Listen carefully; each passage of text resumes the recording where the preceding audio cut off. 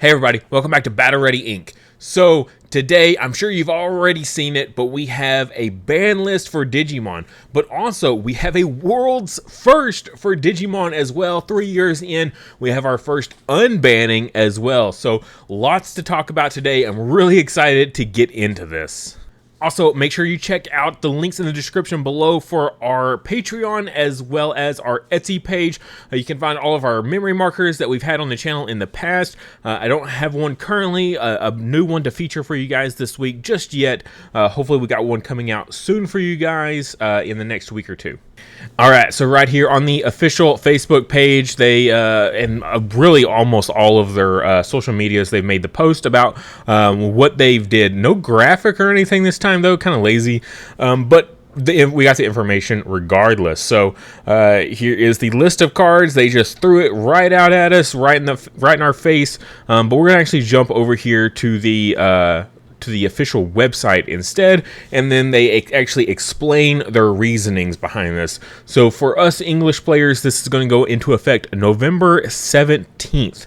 So just in time for our next main set release. And this is going to be real big, massive changes here on what we expect. First up, and this is kind of going to give it away here, is Gabumon. So we had the Ace starter deck that came out, not doing anything too crazy yet, but we're going to get more support for the Garurumon deck, and it's been an absolute menace in the JP format. I feel like most of these hits were all intended for the JP format and how it's been affecting their player base over there.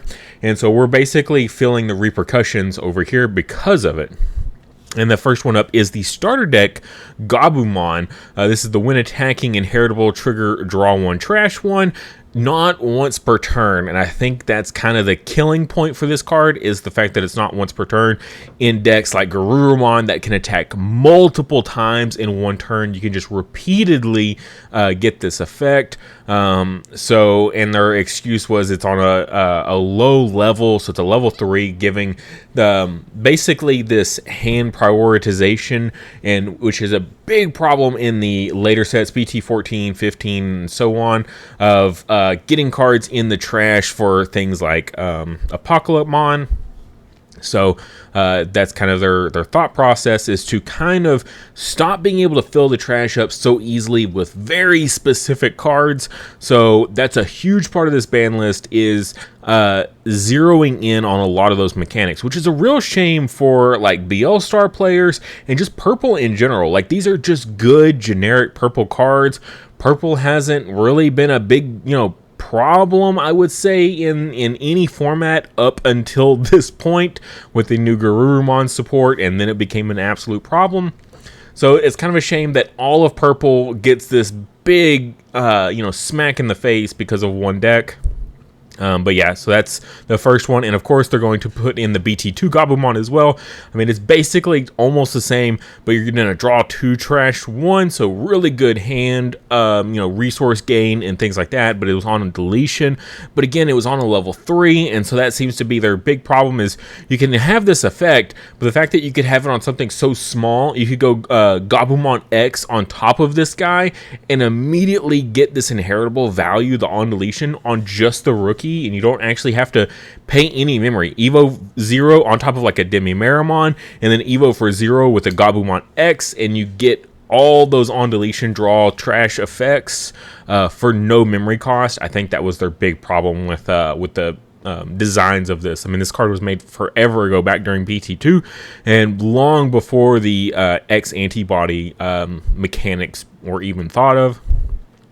So again, we're going to see the repercussions and hits on this. Real shame, too, because we just got this foil upgrade and everything like that. So, a bit of a bummer.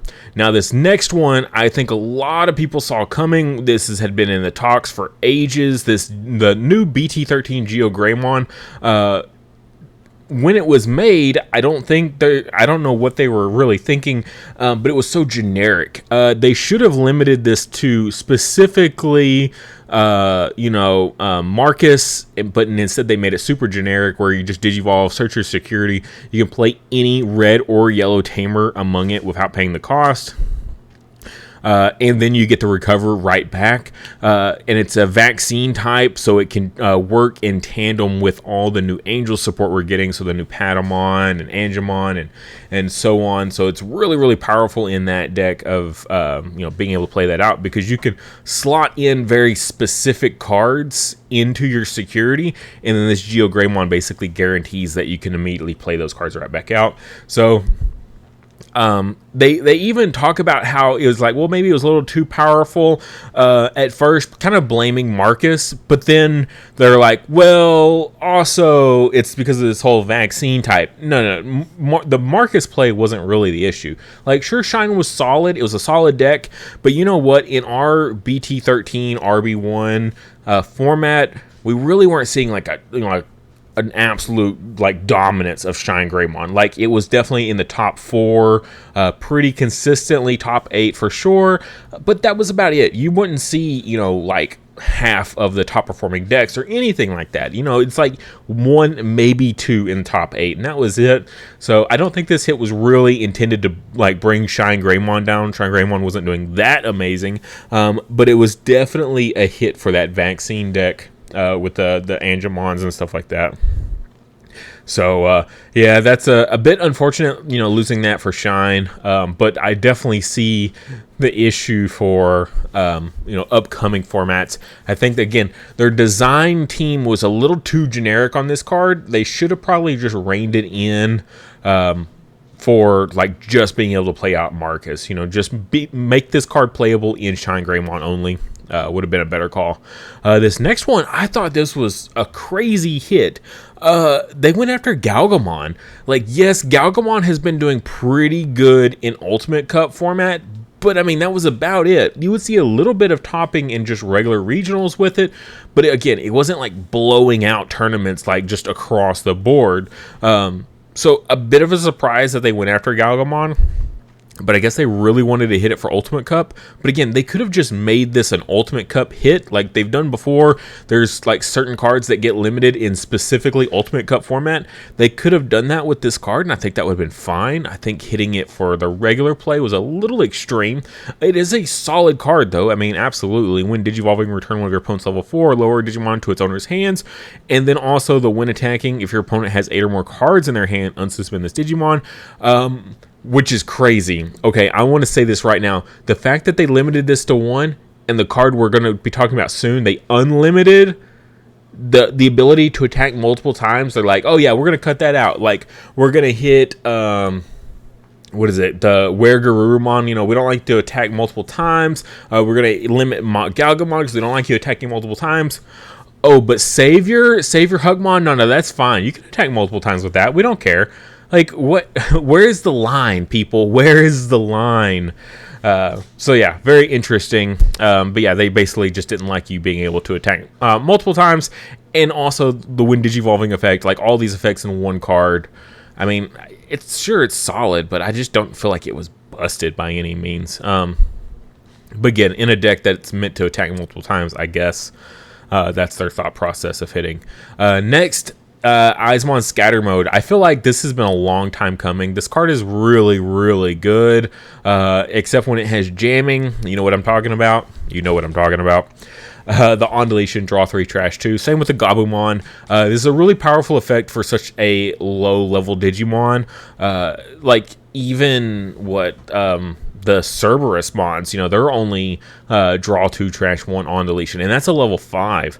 So for this being a level 4, draw 3, trash 2, incredible value for sure. I mean, even a 4 play cost, you could just hard play this for 4 and it not feel that bad very often. So a bit of a bummer seeing this card hit down to 1.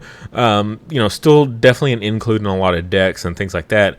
But I think we're going to see a huge step away from this whole strategy of like Demimera, Gabumon, Eismon Scatter Mode. The triple threat there of on deletion effects of just incredible hand cycling and trash setup abilities, losing out on all that. So very interested to see how a lot of these decks shift and see if they can maintain their viability or not. Like, I don't know about BL Star. BL Star feels like it's in a terrible position now.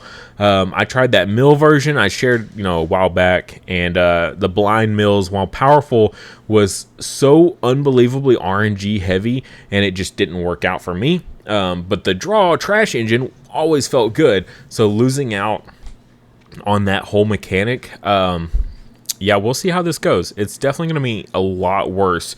And like BL Star already struggled in general anyway of keeping up with a lot of decks currently, not without future support, not talking about that, but currently definitely struggled to keep up, and then losing like some of its most powerful tools is definitely going to be a bummer. So we'll see how that goes.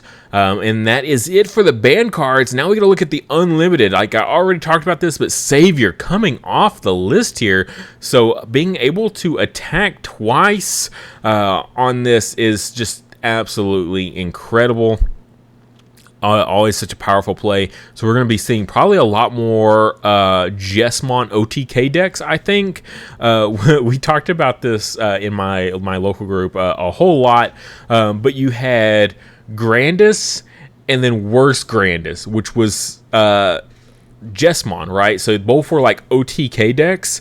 But because the Savior limit, the Jesmon wasn't quite as powerful as Grandis, but now, Grandis is also, in a pretty rough spot these days. But the Savior here coming back, I think we'll definitely see a resurgence of red OTK decks, for sure. We'll just kind of have to wait and see how this just transpires. I know a lot of people are very excited for this. We'll see how it goes. I already want to get something cooking, like, for this deck, see what we can come up with, see if we can make an updated Jesmon deck that can compete with like modern decks. I think it'll absolutely have to be an OTK deck, just because of how aggressive the format is. You really don't have time to sit there and wait to like play a controlled Jesmon deck. I think you really, really should focus in on, if you're going to play Jesmon, you got to go for the OTK strategy. We've had the control variant. The control variant's been available to us this whole time, and guess what? It hasn't done anything. So if you're thinking that control is still on the table, I would hard recommend not going that route. I think going a super aggressive play style would be much better for this. Next up, Tommy coming back. The buyouts on Tommy are ridiculous. You know what's absolutely insane, blows my mind? 2 days ago, I bought my playset of Korikakumon event packs. They were down to $3 on TCG Player, and I was like, you know what? If they ever make another Tommy, this card is gonna like skyrocket in value. I should just go ahead and pick these up. I love hybrid-based decks, and I wanted to finish out I have a keep binder of card arts I just absolutely love, and I had one event pack Korikakumon, and 3 blank spots next to it. So I was like, you know what? I'm just going to go get those other 3 and finish that out. And then 2 days later, they're like, yeah, Tommy off the ban list. And I'm like, I'm so glad I picked those up when I did. That was just incredibly dumb luck. So that's awesome. And we saw earlier TCG prices. Tommy box toppers were up to like $18, $19 from their 90 cents that they were at forever. Like all these box toppers from BT7, worthless, so bad, and then now he's up to $19. It's just crazy. But an insanely powerful card that on play, being able to trash 3 Digivolution sources. A lot of stuff these days, of course, has, can't have their sources stripped and things like that, like X Antibody, which, even existed around this time as well. But then the inheritable here of being able to stun stuff, and that was their excuse, was that back then when this happened, being able to stun things was very, very powerful. But nowadays the formats have changed so severely that you see more and more stuff with rush, or just being able to promote up out of raising and just go full combo, full tilt, unstoppable, or just stuff like Black War Greymon X, I just get to redirect you. I don't actually have to block you at all. Or Belphemon, you just don't attack. I just stop you from attacking. You sure, you stun me, but I don't care. It doesn't matter. Things like that. Granted, Belphemon can't be affected usually, so but just kind of keep that in mind. So many effects that don't even care about being stunned anymore. Like, this has lost a lot of viability. Now, granted, I still think this will definitely make waves. We'll definitely see a resurgence of Blue Hybrid. We'll kind of see how this goes. Be a Tommy back to full power. Just I don't think I would have ever saw this coming back. Like, cards that I don't think will ever come back is something like Ice Wall, Mega Digimon Fusion, of course. Like, those cards, there's no way those come back. But, like, I think there's been argument for Savior for ages now. Tommy is definitely one I didn't quite see coming, but that's really awesome of them.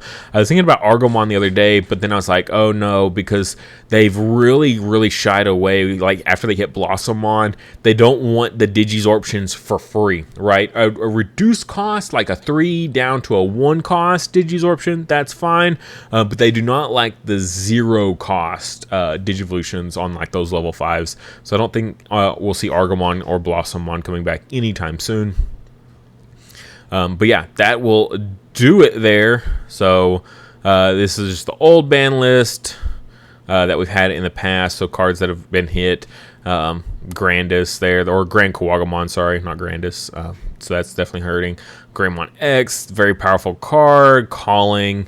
Sunrise Buster, like maybe we could see Sunrise Buster, I'm not quite sure. Duragray, we probably won't see that one anytime soon. I know there's some argument for Shoutmon Cross 4 coming back, and I could almost see it, but this card is just a smidgen still too powerful, just being able to get all that rush and repeated like value over and over and over. I think he just had too many effects going. Like the on-play draw 2, like if they had just given him the end of attack ability and like the material save, I think we could still see it. But the fact that he has that draw 2 ability in addition to all this other stuff, I think that just seals his fate of not being able to like come back. Just because he's just a smidge too powerful there on that cross 4. Jet Sylphie, we already know how strong Jet Sylphie is. Would love to see, this... like an errata or something, like limit it to if like you can't go beyond 5 or something like that, or if you have 5 or less then you can get it. But the fact that you could just keep going up and up and up, way too good on Jet Sylphie. Old Tommy hit. Mega Digimon Fusion, yeah, reinforcing, there's no way. I mean, it's like Holy Wave, but I get to pick between the cards. That just seems so powerful. Ice Wall, Argomon, no. Hidden Potential discovered. God, just ban this card. You see this in green decks, and it's just pretty much an auto win. Like, you know you're gonna win the second you see a Hidden Potential, and you got that Mega in hand. It's pretty much a wrap at that point. Savior, Eyes. I wonder if they could bring back Eismon. Like, now that they've hit scatter mode, could we see a resurgence of this? Because, I mean, this is only viable if you have scatter mode in trash. So if you only have one scatter mode, then maybe we could see more value in this, potentially. Just something to kind of think about there. I think there could be argument for bringing this back now that scatter mode's gone. We'll just have to wait and see. Overall, though, really interesting ban list. A couple things that, just did not see coming. Very curious to see how the format progresses forward after this. I think it'll definitely be really awesome to kind of reevaluate how we move ahead in the formats, right? So we can't just use JP BT 1415 as a guideline of how we think ours is going to go. Like, we've always said that you can't really use JP as a guiding stone, but I think it's always been like a corner of our foundation there, and we blossomed from it. But now I think they just swept all that away, and they're like, all right, English players, go figure it out for yourself, because it's going to be a whole different format. Very, very excited to see how this goes. I think it's going to be a good time, honestly.